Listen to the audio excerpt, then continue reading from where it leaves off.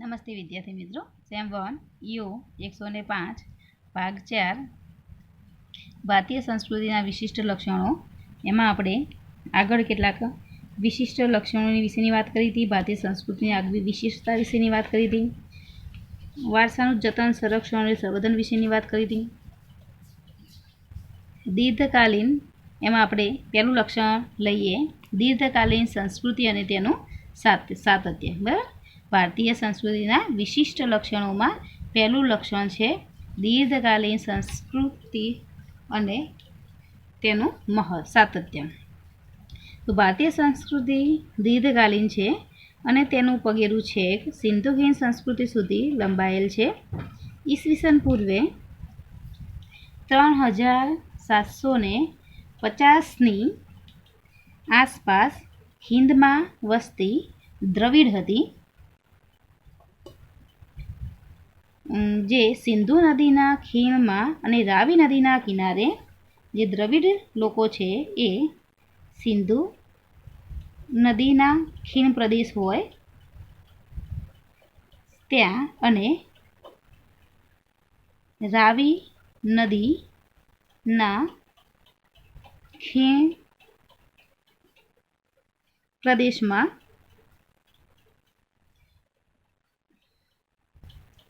બે મોટા નગરો વસાવી નગર સંસ્કૃતિનો વિકાસ કર્યો હતો. બરાબર, એટલે કે આ 3750ની આસપાસ હિંદમાં વસતી દ્રવિડ પ્રજા હતી. બરાબર, આ દ્રવિડોએ સિંધુ નદીના ખીણ પ્રદેશમાં અને રાવી નદીના ખીણ પ્રદેશમાં અથવા તો કે તેના કિનારે બે મોટા નગરો વસાવ્યા હતા. બરાબર, શું વસાવ્યું હતું? તો મોટા નગરો વસાવ્યા હતા. તમે આ જે નગરો છે એની જો તમારે જુઓ તો મોહેંજો-દડો નામનું એક પિક્ચર ઉતર્યું હતું, ઋતિક રોશનનું હતું. એ મોહેંજો-દડોમાં એ સિંધુ નદીના કિનારે જે મોહેંજો-દડો છે એમાં આ સંસ્કૃતિઓ વિશેનું ભાગ છે. તેના વિશેની એ વખતે જે લોકો હતા તેમનું જીવન વિશે અને એ લોકોને લગતું એ પિક્ચર હતું. બરાબર, એ તમે જોશો એટલે તમને કદાચ ખ્યાલ આવી જશે. અને જે નગર જે છે એ નગર પણ તેમાં બતાવેલું છે. એટલે કે પછી એક નર્તકી છે. બરાબર, એટલે ગળીનો વેપાર કરતા કેટલાક લોકો બતાવેલા છે. એટલે કે અમુક જે ઐતિહાસિક જે વસ્તુઓ હતી તે સમયની તે બધી વસ્તુઓ ત્યાં બતાવવામાં આવેલી છે. એટલે કે નદી કિનારે બે મોટા નગરો વસાવી નગર સંસ્કૃતિનો વિકાસ કર્યો હતો. આ જે સંસ્કૃતિ હતી એ સંસ્કૃતિમાં એટલે કે એમના જે નગરો હતા એ નગરોમાં ગટર યોજના પણ હતી. ગટર યોજના એટલે અત્યારે હાલના સમયમાં જે ગટર યોજનાઓ છે એવી ગટર યોજના કેટલા વર્ષો પહેલાં? તો ઈસવીસન પૂર્વે 3750ની વાત છે. તો ઈસવીસન પૂર્વે ઈસવીસન પણ શરૂ નહોતું થયેલું, ઈસવીસન પૂર્વેની વાત છે. તો ઈસવીસન પૂર્વે 3750ની વાત છે. બરાબર, એટલે કે હું તમને પહેલો એક વસ્તુ સમજાવી દઉં. ઈસવીસન અને ઈસવીસન પૂર્વે બંનેમાં ફેર છે. બરાબર, એટલે ઈસવીસન છે એ ઈસુ ખ્રિસ્તનો જન્મ થયો ત્યારથી ઈસવીસનની શરૂઆત થઈ છે અને ઈસવીસન પૂર્વે એ તેના પહેલાંનો સમય છે. બરાબર, એટલે ઈસવીસન પૂર્વે 3750માં દ્રવિડ લોકો જે હતા એ સિંધુ નદીના કિનારે અને રાવી નદીના કિનારે મોટા નગરો વસાવ્યા હતા અને એ નગરોમાં તેમને ગટર યોજનાઓની રચનાઓ કરી હતી. અને ગટર રચનાઓ સિવાય પહોળા રસ્તાઓ, જાહેર સ્નાનાગર,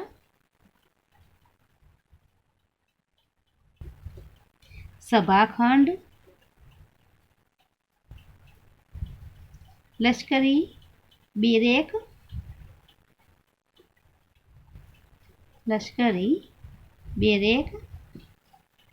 અથવા વિદ્યાલય,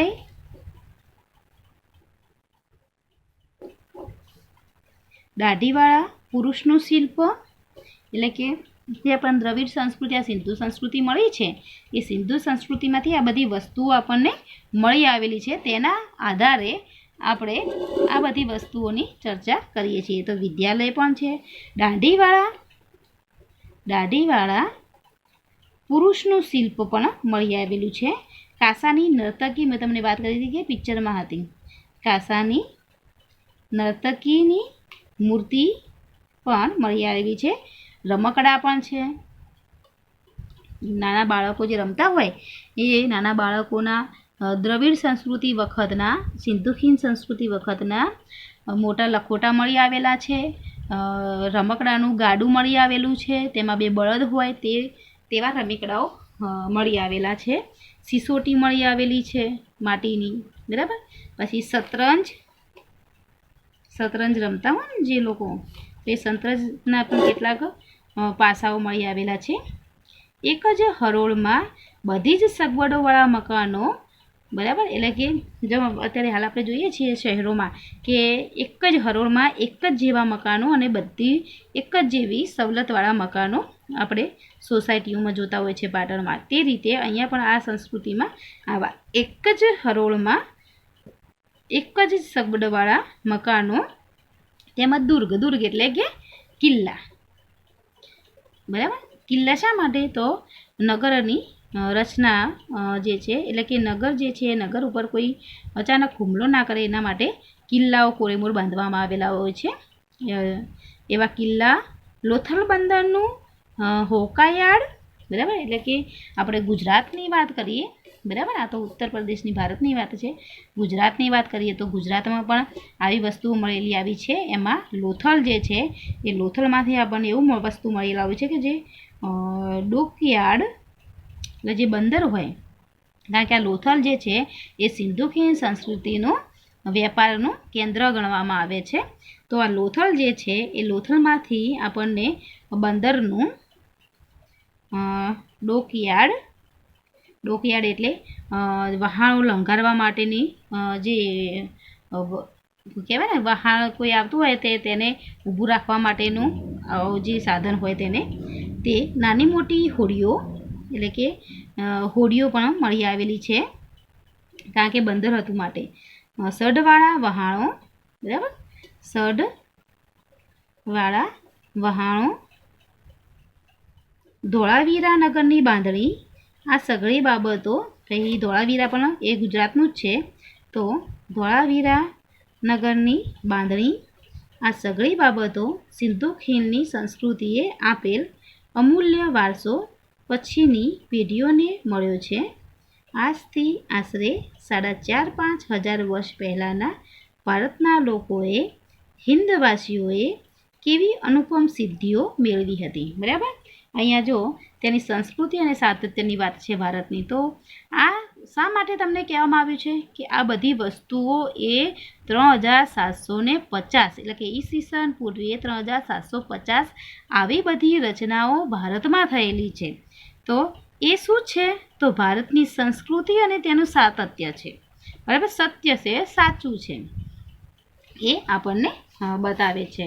અને તેમનું નગર આયોજન કેટલું બધું વૈજ્ઞાનિક ઢબનું, તેમના મકાનો, તેમના રસ્તાઓનું બાંધકામ, બરાબર, તેમના સ્થાપત્ય જે છે તે ઉત્કલન દ્વારા, ઉત્કલન એટલે કે ખોદકામ, ઉત્કલનનો મતલબ શું થાય? તો ખોદકામ, બરાબર, એટલે કે ખોદકામ દ્વારા મળેલા જે અલંકારો છે, એટલે કે આ જે સંસ્કૃતિ છે એ સિંધુ ખીણ સંસ્કૃતિ, લોથલ સંસ્કૃતિ, ધોળાવીરા સંસ્કૃતિ, બરાબર, રંગપુર, રોજડી, બધી આવી દેશ વિદેશની અનેક સંસ્કૃતિઓ મળેલી આવેલી છે. પરંતુ દેશ વિદેશની સંસ્કૃતિઓમાંથી પણ ભારતની જે સંસ્કૃતિઓ મળેલી આવી છે એમાં આવી સગવડવાળી વસ્તુઓ ઘણી બધી મળી આવેલી છે.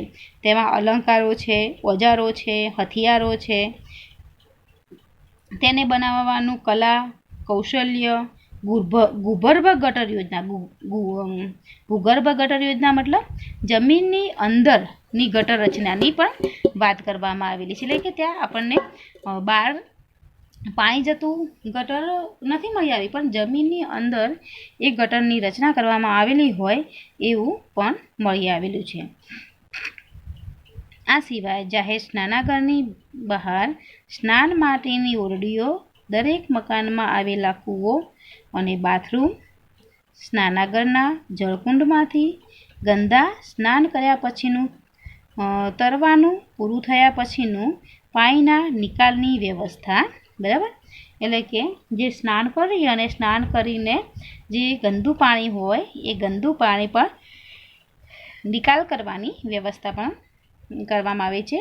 આ સઘળી બાબતો એ નગરજનોના જાહેર આરોગ્ય માટે ઇત્યાદિ ઘણી બધી બાબતો કોઈને ધ્યાન ખેંચે છે.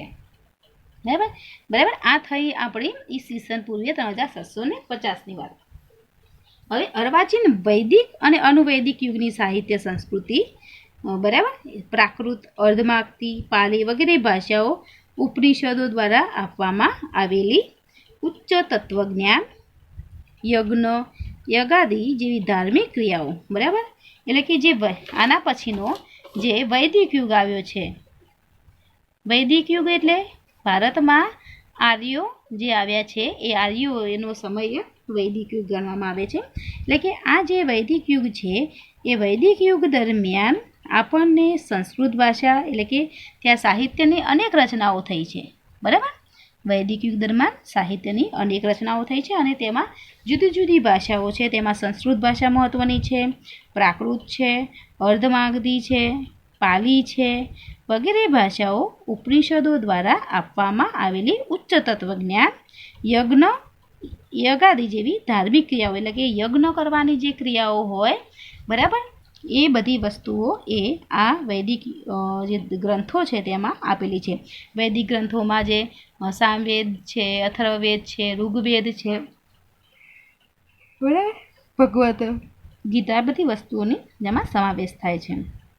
પછી રામાયણ અને મહાભારત, બરાબર. અત્યારે પણ આપણને ખબર છે કે રામાયણ જે છે એ રામાયણ અને મહાભારત એની પણ રચના થયેલી છે, એના પણ ગ્રંથો છે. એ શ્રીમદ ભગવત ગીતા, બરાબર, કારણ કે શ્રીમદ ભગવત ગીતા જે છે એ આપણો ગ્રંથ છે.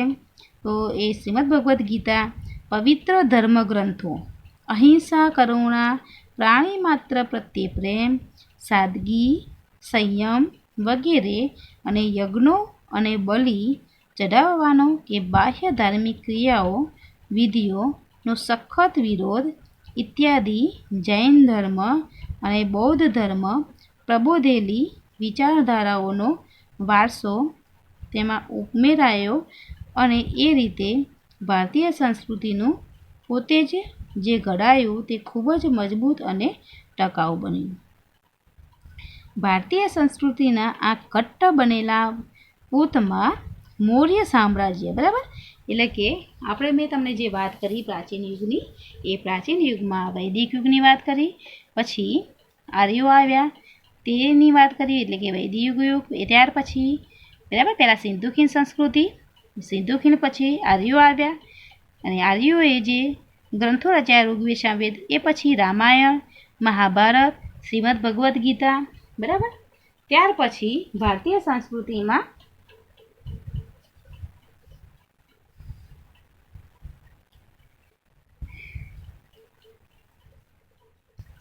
ઘટ્ટ બનેલા પોતમાં મૌર્ય સામ્રાજ્ય, બરાબર, જે મૌર્ય સામ્રાજ્ય, જેમાં પછી શુંગ વંશ આવ્યો, સાતવાહન વંશ આવ્યો,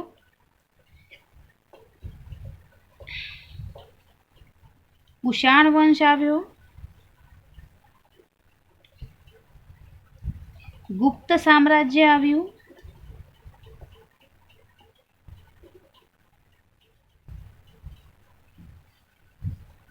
અને સમ્રાટ હર્ષવર્ધનના યુગે નવા રંગો જાણે કે પૂર્યા એટલું જ નહીં પરંતુ અવનવી ડિઝાઇન પણ સજાવી, બરાબર.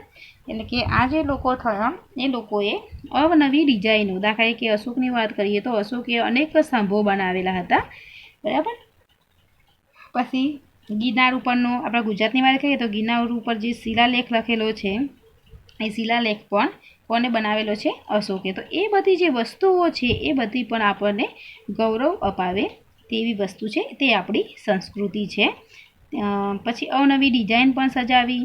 મૌર્ય સામ્રાજ્યએ ખાસ કરીને સામ્રાજ્ય પ્રિયદર્શી અશોકે સ્તૂપો, બંધાવ્યા. સ્તૂપો એટલે તમને ખબર છે કે બૌદ્ધ ધર્મ જે હતો એ બૌદ્ધ ધર્મમાં શું બંધાવવામાં આવતું હતું? તો સ્તૂપો બંધાવવામાં આવતા હતા.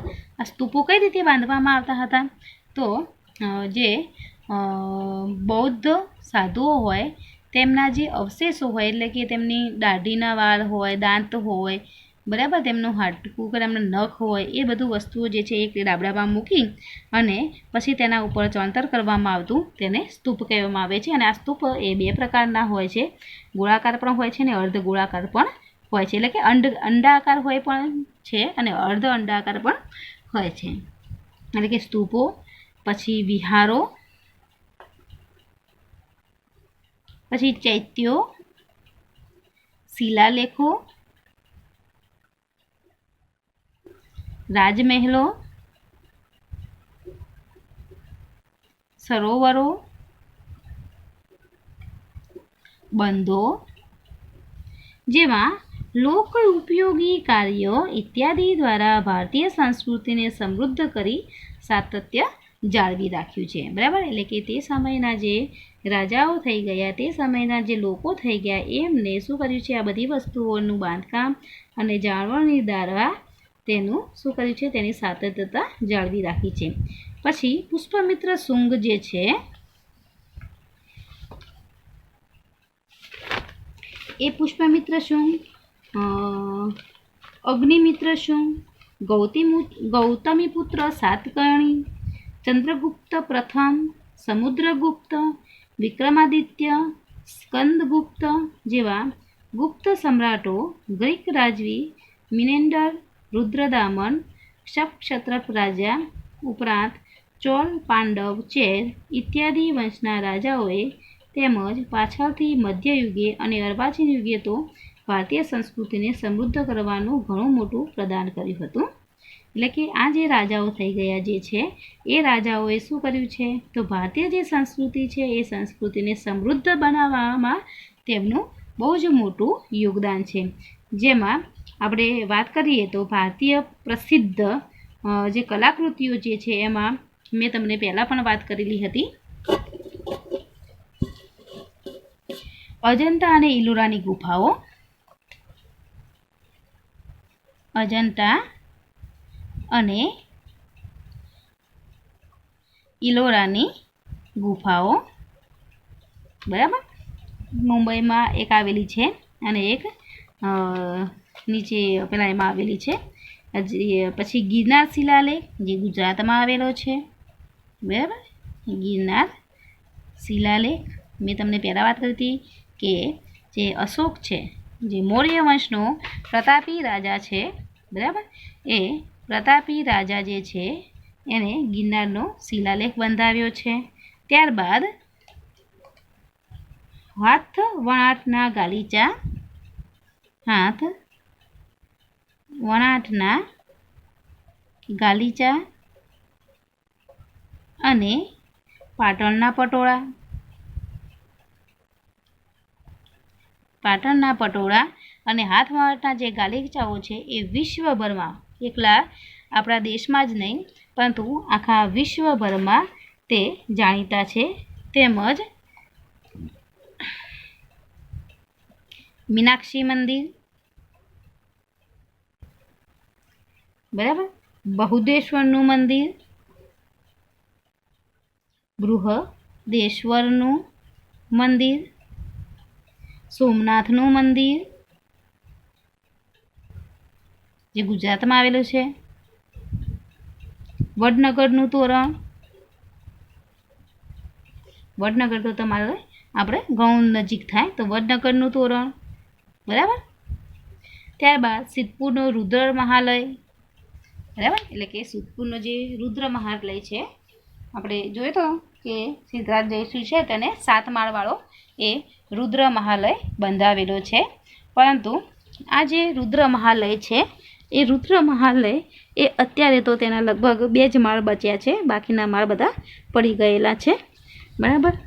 ત્યારબાદ 9મું છે પાટણની રાણકી વાવ અને સહસ્ત્રલિંગ તળાવ, બરાબર. પાટણની રાણકી વાવ જે છે એ પણ ભીમદેવની જે પત્ની હતી એ ભીમદેવની પત્નીએ તેને બંધાવેલી છે. પછી સહસ્ત્રલિંગ તળાવ જે સિદ્ધરાજ જયસિંહે બંધાવ્યું હતું. લોથલ બંદર, નટરાજની મૂર્તિ, બરાબર, નટરાજની જે મૂર્તિ છે દક્ષિણમાં એ ખૂબ જ પ્રખ્યાત છે. આદિવાસી નૃત્ય કલા, ધોળાવીરા, મોહેંજો-દડો, સાંચીનો સ્તૂપ, રથ મંદિરો, તક્ષશિલા અને નાલંદા વિદ્યાપીઠો. મેં તમને પહેલાં પણ વાત કરી હતી કે જે તક્ષશિલા છે અને નાલંદા વિદ્યાપીઠો જે છે એ ફક્ત ભારત જ નહીં પરંતુ આખા વિશ્વભરમાં પણ તે જાણીતી હતી. અને આ જે વિદ્યાપીઠો છે એ વિદ્યાપીઠોમાં એ દેશ વિદેશમાંથી વિદ્યાર્થીઓ ત્યાં ભણવા માટે આવતા હતા અને વિજ્ઞાનનું જ્ઞાન મેળવીને જતા હતા. લોહ સ્તંભ, બરાબર, જેને કાટ વળતો નથી ક્યારે પણ, એવો લોહ સ્તંભ બનાવવામાં આવેલો છે. કંઈ કુતુબ મિનાર, કુતબુદ્દીન ઐબક જે છે, બરાબર, જે 1206માં કુતબુદ્દીન ઐબક એ ગુલામ વંશની સ્થાપના કરી અને ભારતમાં મુસ્લિમ સત્તાનો પાયો નાખ્યો હતો. એ કુતબુદ્દીન ઐબકે પણ કુતુબ મિનારનું બાંધકામ કરાવેલું છે, બરાબર. પછી કોણાર્કનું સૂર્ય મંદિર, બરાબર, ઓરિસ્સામાં આવેલું છે, બરાબર. એ કોણાર્કનું જે સૂર્ય મંદિર છે તે પણ ખૂબ જ સરસ અને સુંદર છે. તેની કોતરણી જે છે એ એટલી બધી નાની નાની અને કલાત્મક રીતે તે ખૂબ જ મસ્ત છે. એક આપણા જે 10ની નોટ છે આપણા નાણામાં, એ નાણામાં જે 10ની નોટ છે ને એ 10ની નોટમાં એ કોણાર્કનું સૂર્ય મંદિર છે.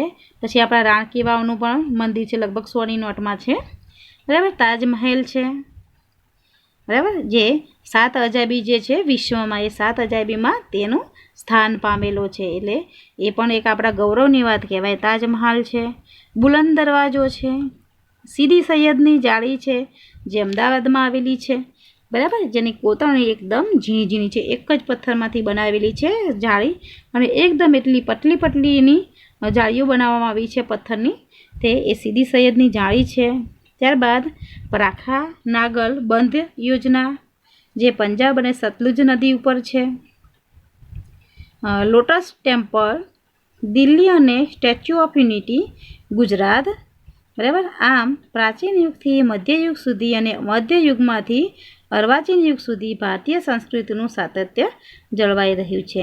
એ જ તો એની અનોખી આપણી ભારતની વિશિષ્ટતાઓ છે, બરાબર. એટલે ભારતની વિશિષ્ટતાઓમાં આ જે છે એ બીજા વિશ્વ કરતાં આગવી અને અનોખી છે. તમે વિશ્વમાં બીજા દેશોમાં જાઓ તો તમને આવી જે રચનાઓ છે, આવી જે કલાકૃતિઓ છે એ તમને ક્યાંય જોવા મળશે નહીં. તો એની બદલામાં આપણા ભારતમાં જે આ વિશિષ્ટતાઓ છે તેના કારણે આપણા જે પ્રવાસન સ્થળો છે એ પ્રવાસન સ્થળો પણ આવા જે સ્થાપત્યો છે તે આપણું સરકાર પણ બહુ ધ્યાન આપે છે અને તેને હેરિટેજમાં પણ કેટલાક સ્થાપત્યોને મૂકવામાં આવેલા છે.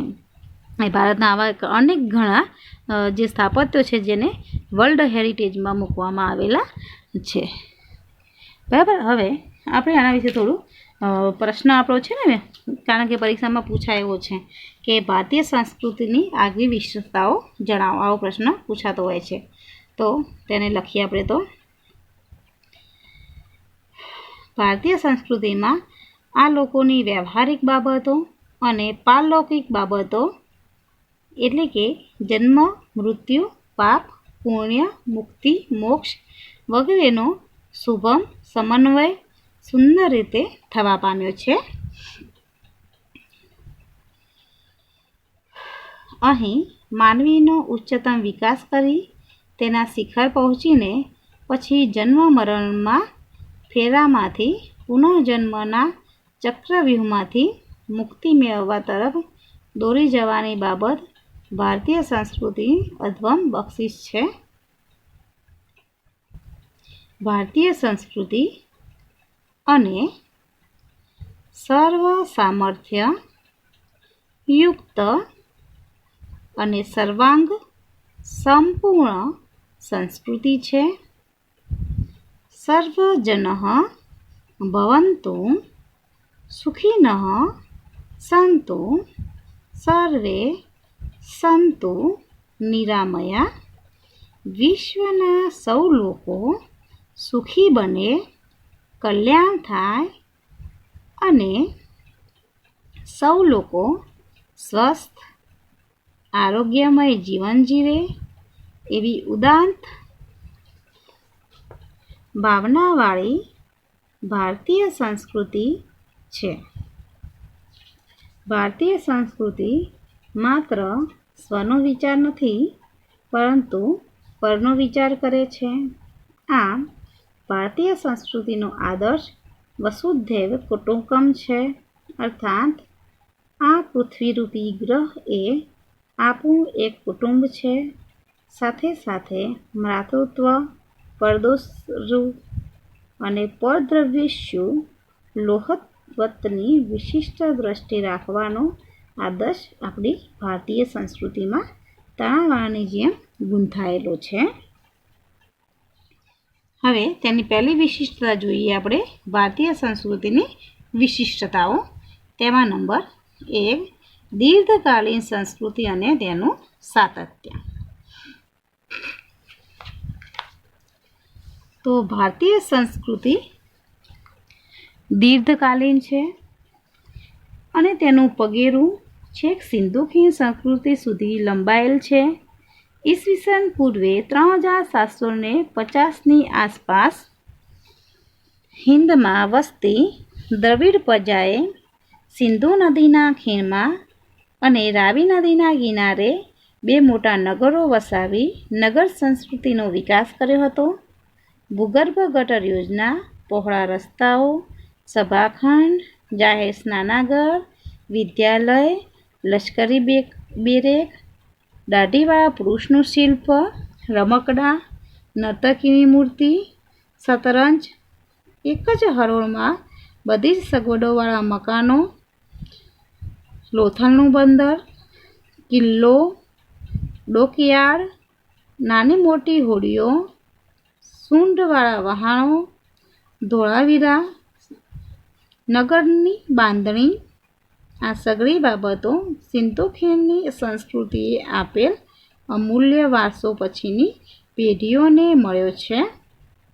આજથી આશરે 4,500 વર્ષ પહેલાંના ભારતના લોકોએ, હિંદવાસીઓએ કેવી અનુપમ સિદ્ધિઓ મેળવી હતી અને તેમનું નગર આયોજન કેટલું બધું વૈજ્ઞાનિક ઢબનું, તેમના મકાનો, રસ્તાઓનું બાંધકામ, ઉત્કલન દ્વારા મળેલા અલંકારો, ઓજારો, હથિયારો બનાવવાનું કલા કૌશલ્ય, ભૂગર્ભ ગટર યોજના અને જાહેર સ્નાનાગરની બહાર સ્નાન માટેની ઓરડીઓ, દરેક મકાનમાં આવેલા કૂવાઓ, બાથરૂમ, સ્નાનાગરના જળકુંડમાંથી ગંદા પાણીનું નિકાલની વ્યવસ્થા, આ સઘળી બાબતો નગર યોજનાના જાહેર આરોગ્ય ઇત્યાદિ ઘણી બધી બાબતોનું કોઈને ધ્યાન ખેંચે છે. અર્વાચીન, વૈદિક અને અનુવૈદિક યુગની સાહિત્ય, સંસ્કૃત, પ્રાકૃત, અર્ધમાંગધી, પાલી વગેરે ભાષાઓ, ઉપનિષદો દ્વારા આપવામાં આવેલ ઉચ્ચ તત્વજ્ઞાન, યજ્ઞ, યાગાદ્યદિ જેવી ધાર્મિક ક્રિયાઓ, રામાયણ અને મહાભારત, શ્રીમદ્ ભગવદ્ ગીતા સહિત પવિત્ર ધર્મગ્રંથો, અહિંસા, કરુણા, પાણી માત્ર પર દયા, પ્રેમ,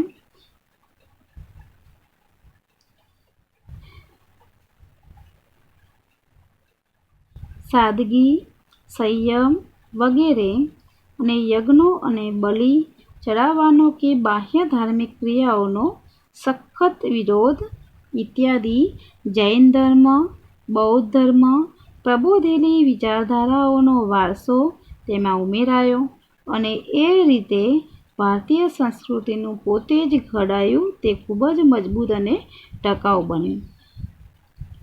ભારતીય સંસ્કૃતિના આ ઘટ્ટ બનેલા પોતમાં મૌર્ય સામ્રાજ્ય, શુંગ વંશ, સાતવાહન વંશ, કુષાણ વંશ, ગુપ્ત સામ્રાજ્ય અને સમ્રાટ હર્ષવર્ધનના યુગે નવા રંગો જાણે કે પૂર્યા. એટલું જ નહીં, પરંતુ અનવી ડિઝાઇન પણ સજાવી. મૌર્ય સામ્રાજ્યએ સ્તૂપો, વિહારો, ચૈત્યો, શિલાલેખો, રાજમહેલો, સરોવરો, બંધો જેવા લોકોપયોગી કાર્યો ઇત્યાદિ દ્વારા ભારતીય સંસ્કૃતિને સમૃદ્ધ કરી સાતત્ય જાળવી રાખ્યું. પુષ્પમિત્ર શુંગ, અગ્નિમિત્ર શુંગ, ગૌતમીપુત્ર સાતકર્ણી, ચંદ્રગુપ્ત પ્રથમ, સમુદ્રગુપ્ત, વિક્રમાદિત્ય, સ્કંદગુપ્ત જેવા ગુપ્ત સમ્રાટો, ગ્રીક રાજવી મિનેન્ડર, રુદ્રદામન ઉપરાંત ચોળ, પાંડવ, ચેર ઇત્યાદિ વંશના રાજાઓએ તેમજ પાછળથી મધ્યયુગી અને અર્વાચીન યુગે તો ભારતીય સંસ્કૃતિને સમૃદ્ધ કરવામાં ઘણું મોટું પ્રદાન કર્યું હતું. જેમાં નીચેની બાબતો ખૂબ જ પ્રસિદ્ધ અને કલાકૃતિઓમાં છે. નંબર 1, અજંટા અને ઇલોરાની ગુફાઓ, ગિરનારનો શિલાલેખ, હાથવણાટના ગાલીચા અને પાટણના પટોળા, મીનાક્ષી મંદિર, બૃહદેશ્વરનું મંદિર, સોમનાથનું મંદિર, વડનગરનું તોરણ, સિદ્ધપુરનું રુદ્ર મહાલય, પાટણની રાણકી વાવ, સહસ્ત્રલિંગ તળાવ, લોથલ બંદર, નટરાજની મૂર્તિ, આદિવાસી નૃત્યકલા, ધોળાવીરા, મોહેંજો-દડો, સાંચીનો સ્તૂપ વગેરે જે શિલ્પ સ્થાપત્યો છે એ ભારતીય સંસ્કૃતિનું સાતત્ય જળવાઈ રાખ્યું છે. બરાબર. અહીંયા આપણે આ પ્રશ્નને આટલા સુધી રાખીએ છીએ અને તેનો બીજો જે મુદ્દો છે વિવિધતામાં એકતા, એ આપણે નેક્સ્ટ લેક્ચરમાં તેની ચર્ચા કરીશું. Thank you.